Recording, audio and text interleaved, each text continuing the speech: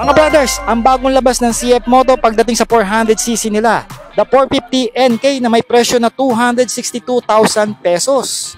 Naka-colored TFT display nga ito mga brothers at merong 14 liters na fuel tank capacity. Of course, mababa lang ang kanyang seat height na around 795mm and also may bigat lang ito na 165 kilogram. Dito sa harap, meron nga itong LED projector lamp with the daytime running lights. Naka-upside down fork na rin ang iyong front suspension and of course, naka 4-piston pot caliper ang preno nito with the ABS and traction control. Ang tire naman dito sa harapan mga brothers is 110/70 na tubeless tire. Dito sa likod mga brothers, naka monoshock na nga ito na adjustable with the aluminum swing arm. Of course, naka 17 inches din ito na 150/60 ang kanyang tire size with the ABS and disc brake dito sa likod. Dual exit sporty muffler naman ang tambucho nito with the LED taillight. Original approach ng CF Moto LED turn signal lights. 449cc ang meron sa makina. Parallel twin na nga rin ito with the 270 firing. Liquid cooled na rin yan, fuel injected, 6-speed manual transmission with the slipper clutch and assist.